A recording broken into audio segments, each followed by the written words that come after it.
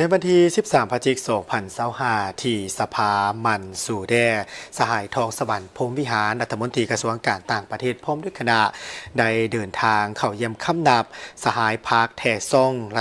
นายกรัฐมนตรีแห่งสาธารณรัฐประชาชนประชาธิปไตยเกาหลีในโอกาสที่เดินทางเคลื่อนไหวเยี่ยมยามอย่างเป็นทางการในระหว่างวันที่ 11-15 พฤศจิกายน 2025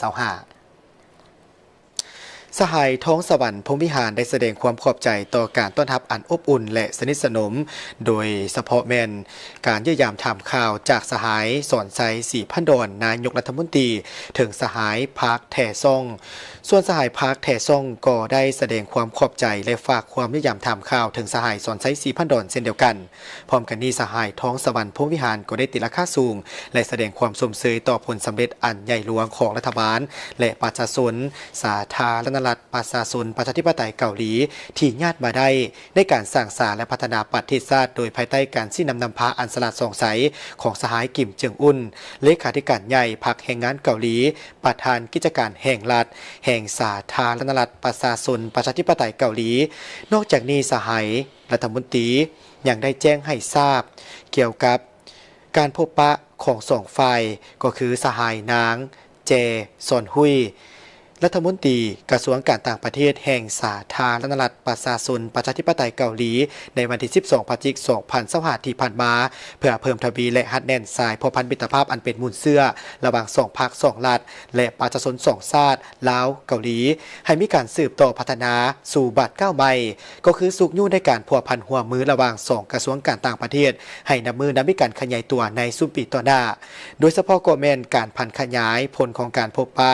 สุดยอดข้างประวัติศาสตร์ระหว่างสหายทองลุนศรีสุริตเลขาธิการใหญ่คณะบริหารงานศูนย์กลางพรรคประชาชนปฏิบัติลาวประธานประเทศแห่งสาธารณรัฐประชาธิปไตยประชาชนลาวและสหายกิมเจิงอุนเลขาธิการใหญ่พรรคแรงงานเกาหลีประธานกิจการแห่งรัฐแห่งสาธารณรัฐประชาชนประชาธิปไตยเกาหลี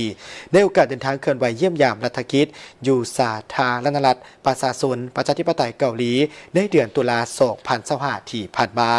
ให้เป็นรูปธรรมโดยไว้โดยเฉพาะแม่นส่งเสริมการแลกเปลี่ยนการเยี่ยมยามระหว่างการนำขั้นสูงและการนำขั้นต่างๆของสองฝ่ายให้เป็นปกติส่งเสริมการร่วมมือในขงเขตวัฒนธรรมสังคมการร่วมมือในเรื่องงานก่อสร้างภาคพนักงานและด้านอื่นๆให้ขยายตัวและมีผลเป็นรูปธรรมเดียวกันนี้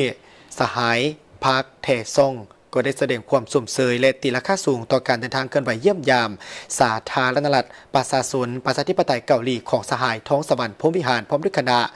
ในครั้งนี้ซึ่งเป็นการเสริมขยายและเพิ่มทวีการผูกพันมิตรภาพที่เป็นมูลเสื่อมาแต่โดนดานระหว่างสองประเทศให้แน่นแฟ้นยิ่งขึ้นและเชื่อมั่นว่า2รัฐมนตรีกระทรวงการต่างประเทศของสาธารณรัฐประชาชนประชาธิปไตยเกาหลีและสาธารณรัฐประชาธิปไตยประชาชนลาวจะสืบต่อประสานสมทบกันอย่างใกล้ชิดในการสืบต่อสุขยู่ส่งเสริมและพันขยายบรรดาผลการตกลงระหว่างการน้ำขันสูงให้มีผลสำเร็จเป็นรูปธรรมในอนาคตเพื่อนำเอาผลประโยชน์ตัวจริงมาสู่ประชาชนสองชาติให้น้ำมือนับแน่นแฟ้นยิ่งขึ้นในสุ่มปีต่อหน้า